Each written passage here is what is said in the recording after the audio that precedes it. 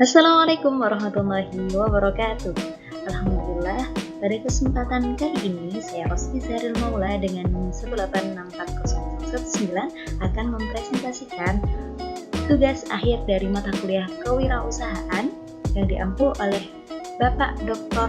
Haji Agus Mulyono SPD MKes dengan materi ringkasan tugas dari tugas 1 hingga tugas 7. Apa saja tugasnya? Mari kita simak bersama-sama.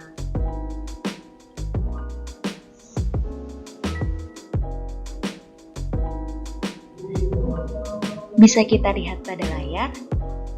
Di sini saya sudah mengumpulkan 7 jenis usaha untuk memenuhi tugas 1 hingga tugas 7.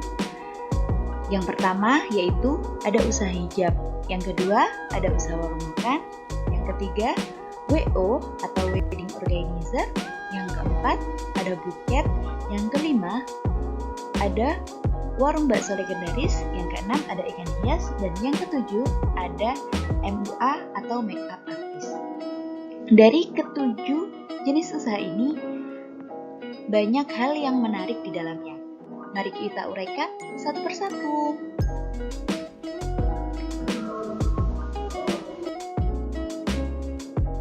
Yang pertama yaitu usaha hijab.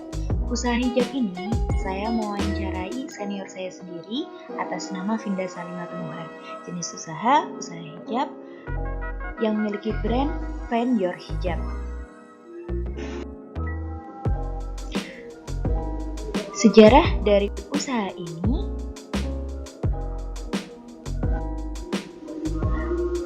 pada saat saudara Vinda Salimatul Nuha semester 5, finansial keluarga agak sedikit menurun karena ada beberapa permasalahan. Oleh karena itu, beliau berinisiatif untuk menjadi reseller di satu usaha dari teman beliau, yaitu hijab. Kemudian setelah itu, karena dirasa banyak minat karena di lingkup pergaulan beliau banyak dari kalangan wanita, sehingga banyak peminat dan beliau mulai menyisihkan modal awal untuk beliau membangun brand sendiri yaitu Find Your Hijab. Dan sampai saat ini alhamdulillah beliau semakin pesat pergerakan dari usaha ini.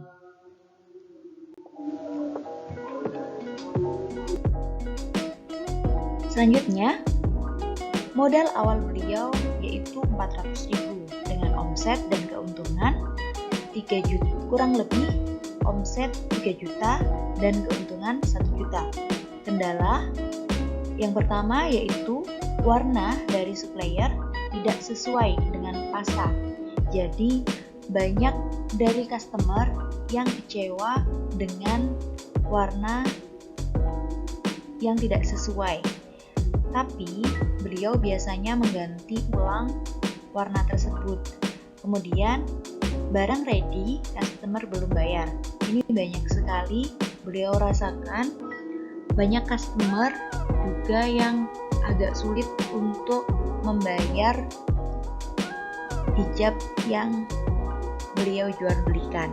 Kemudian prospek ke depan, beliau menginginkan lebih banyak varian hijab, punya produk sendiri, punya outlet, tidak hanya toko online, berkembang di marketplace, dan yang terakhir menambah reseller dan punya karyawan. Selanjutnya yaitu ini beberapa kerudung dari beliau, dan ini ada toko online dari beliau.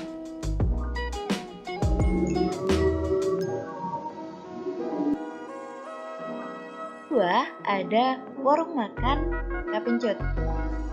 Nama pengusaha Mang Ocit dan Bu Rosita. Jenis usaha warung makan Kapencut.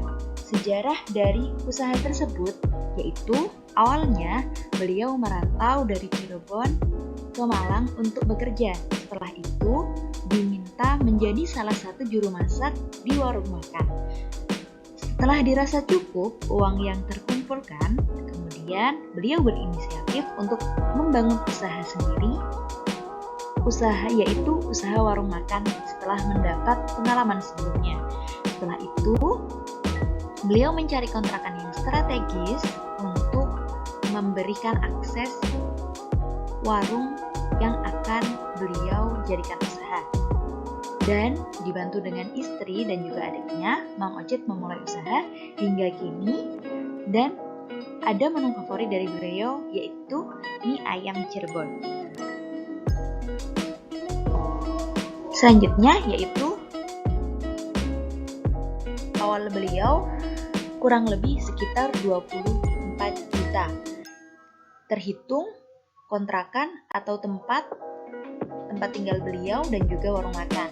Setelah itu, omset dan keuntungan beliau untuk setiap harinya beliau bisa mencapai 1 juta rupiah dan keuntungan bersih setiap bulannya 6 juta rupiah. Kendala dan prospek kedepannya, beliau ingin memiliki cabang warung makan lagi, akan tetapi beliau mencari pegawai yang bisa mempertahankan kualitas dan cita rasa yang beliau miliki atau menjadi ciri khas dari warung makan beliau. Selanjutnya yaitu dokumen mie ayam Cirebon favorit dari warung makan beliau.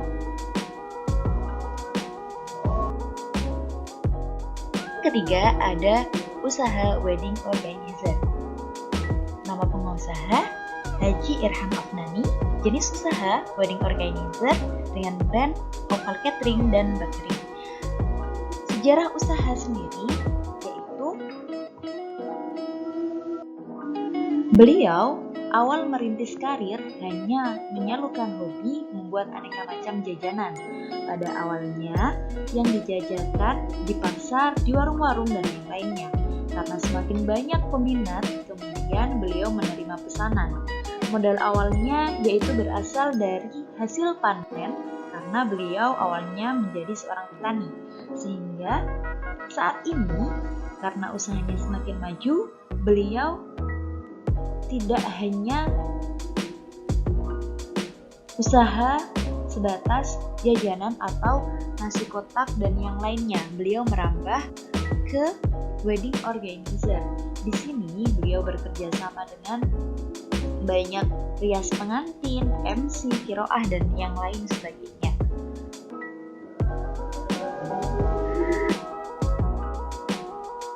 Selanjutnya, modal awal beliau yaitu 1 juta rupiah dengan keuntungan untuk perharinya jajanan 100.000 dan wedding organizer bisa mencapai 7 juta rupiah.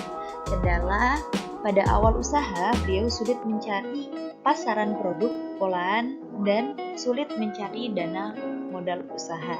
Prospek kedepannya beliau ingin membesarkan wedding organizer dan meningkatkan pelayanan secara fasilitas dan merambah ke bidang lainnya. Beberapa dokumentasi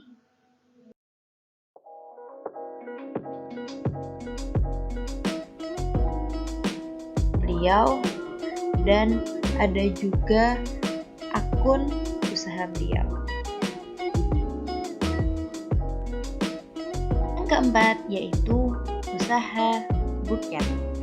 Dengan nama pengusaha Muhammad Halilur Rahman, jenis usaha buket yang memiliki brand Glory Buket.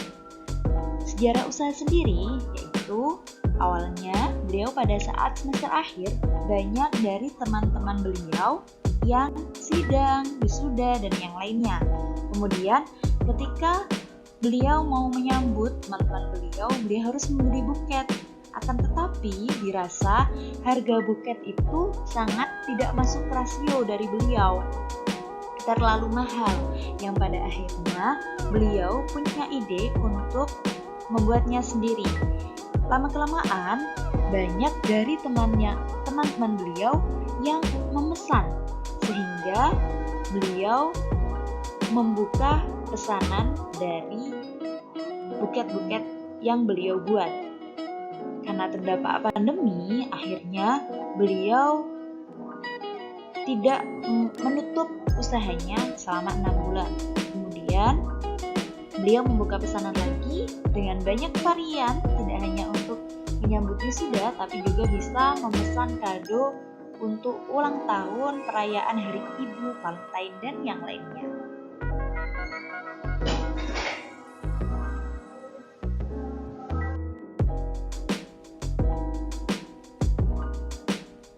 Modal awal beliau yaitu 100.000 dan mengawalinya lagi 500.000. Omset dan keuntungan yang beliau raih ketika ada event, beliau mendapatkan omset sekitar 4.800.000. Itu ketika tidak ada event apapun.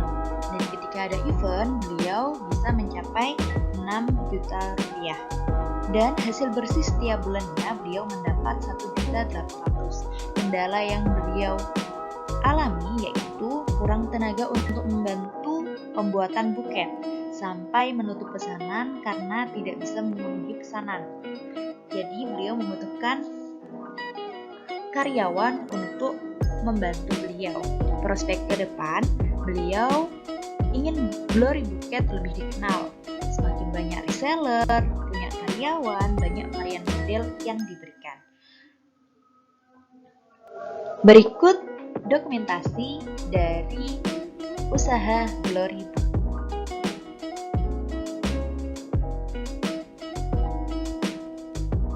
Banyak sekali macam-macam varian, mulai dari hampers, ada parcel uang, ada yang figura, dan yang lain.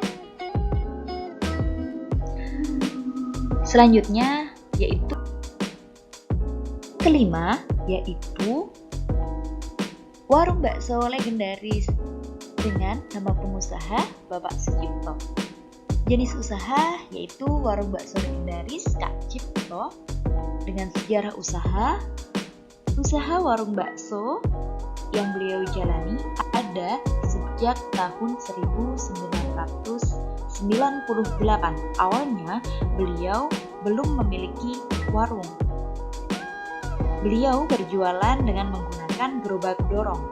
Hasil dari penjualannya digunakan untuk kebutuhan sehari-hari sambil menyisihkan uang untuk mengembangkan usahanya. Setelah dirasa teguh dan banyak pelanggan beliau bersama istri membangun ruko sendiri, dan dari sinilah semakin banyak pelanggan yang membeli bakso di ruko beliau. Modal awal beliau yaitu kurang lebih 150 dengan keuntungan setiap bulannya 10 juta rupiah. Kendala semakin tahun semakin banyak pesaing dalam bidang ini, tetapi harus mampu mempertahankan kualitas dan cita rasa yang dimiliki. Prospek ke depan, beliau ingin membuka cabang dengan rasa dan kualitas yang tetap dan sama. Dokumentasi, ini ada beberapa dokumentasi dari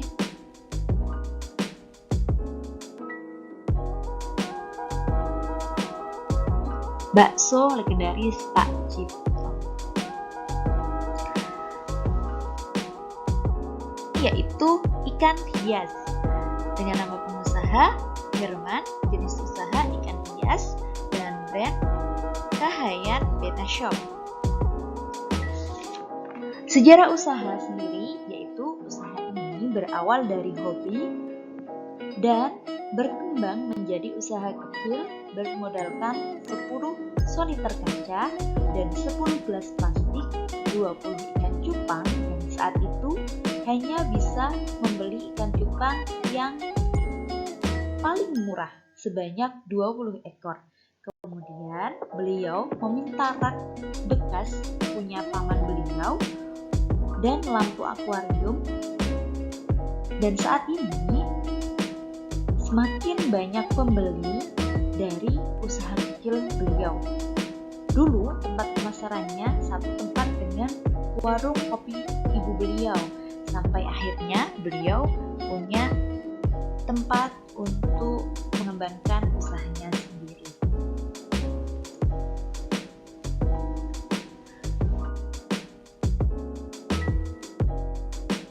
awal beliau yaitu sekitar 500.000 dengan omset dan keuntungan hari biasa 3 juta rupiah dan ketika ramai bisa mencapai 5 juta rupiah.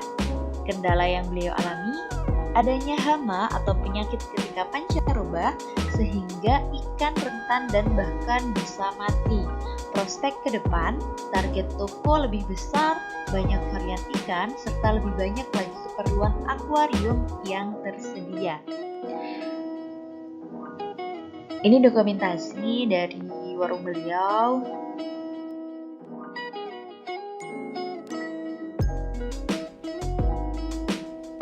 Toko beliau ada online shopnya juga yang bisa diakses.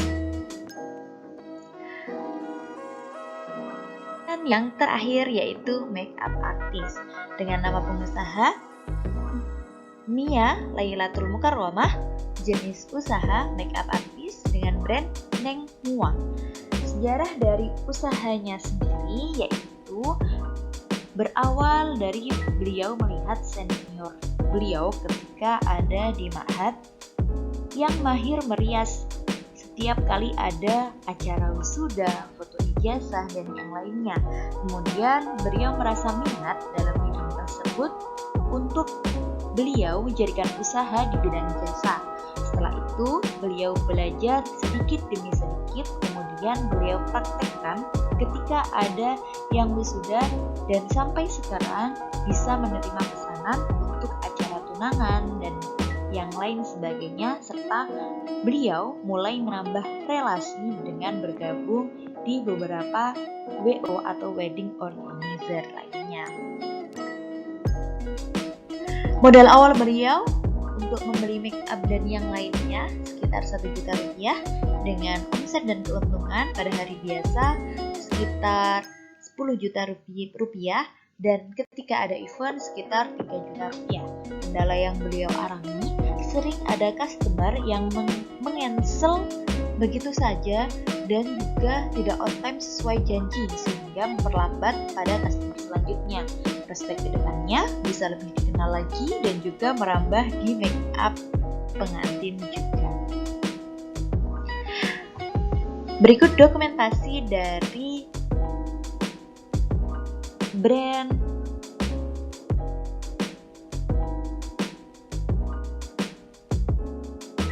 Minya. Ada akun Instagram juga yang bisa diakses.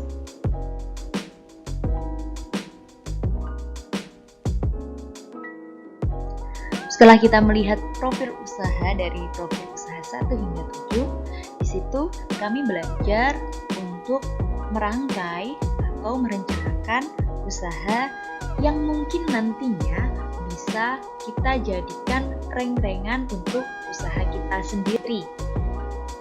Di sini memilih beberapa bidang minat usaha. Yang pertama yaitu bidang fashion. Bidang fashion ini kami memilih usaha daster dan jilbab homemade friendly dengan brand Manzili. Yang kedua yaitu usaha jasa. Jasa ini kami memilih untuk merambah ke percetakan buku dengan brand Ha'anaza.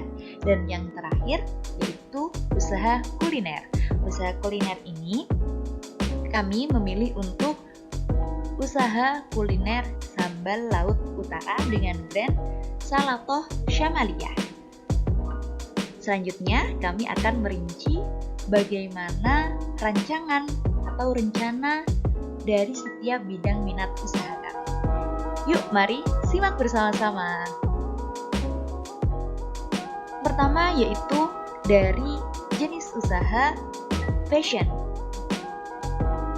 Fashion ini kami memilih daster dan jilbab homemade friendly dengan brand Manzili. Deskripsi: produk daster dan jilbab homemade friendly Manzili merupakan produk fashion untuk wanita, khususnya ibu rumah tangga, yang terjangkau dan tetap nyaman digunakan untuk kegiatan sehari-hari baik digunakan semi formal atau non formal. Jadi kami mendesain daster dan jilbab ini bisa digunakan untuk sehari-hari, bukan hanya di dapur, bukan hanya di rumah, tapi juga bisa digunakan untuk kegiatan di luar rumah. Selanjutnya yaitu strategi pemasaran. Strategi yang kami berikan yaitu dengan analisa SWOT. Dalam produk ini memiliki keunggulan pasar fashion sesuai kebutuhan untuk wanita, khususnya ibu rumah tangga, dengan bahan yang nyaman dan harga yang terjangkau. Akan tetapi, produk ini merupakan produk homemade yang memiliki kapasitas produk tidak terlalu banyak dan model, varian, serta bahan tidak dapat dengan mudah ditiru, sehingga peluang terjualnya produk ini akan semakin cepat dan dapat memutar biaya produksi kembali. Analisa pesaing. Secara umum, persaingan pasar untuk produk ini sangatlah banyak. Akan tetapi, kenyamanan pelanggan menjadi salah satu cara untuk menarik pasar dengan penawaran produk, kemasan, dan penjualan dengan cara offline maupun online, sehingga tidak hanya untuk kebutuhan fashion saja, tapi juga dapat menjadi opsi kebutuhan seperti memberi hadiah untuk orang lain dengan varian kemasan yang bagus. Desain pemasaran, pemilihan bahan produk, kemudian pembuatan produk, setelah itu pengemasan, kemudian promosi online atau offline, kemudian penjualan produk, dan yang terakhir pemutaran biaya produksi. Dengan biaya produksi, pembelian bahan produksi, pembuatan produksi, pengemasan, dan yang terakhir pengiriman jika dilaksanakan secara online. Selanjutnya yaitu bidang usaha jasa percetakan buku Ha'anaza. Deskripsi: percetakan buku Ha'anaza merupakan usaha dari bidang jasa yang menawarkan percetakan segala jenis buku yang tersortir dari paham yang ekstrim untuk membentuk karakter yang baik untuk anak bangsa. Karena kami rasa masih ada beberapa percetakan buku yang tidak memikirkan tentang bagaimana isi dalam buku sendiri, sehingga bisa mempengaruhi pemikiran-pemikiran untuk anak-anak di generasi selanjutnya. Strategi pemasaran. Strategi yang digunakan merupakan analisa SWOT. Jasa ini memiliki keunggulan dari tujuan adanya usaha, sehingga mungkin tidak banyak peminat dari pasar yang tidak sesuai dengan tujuan jasa ini.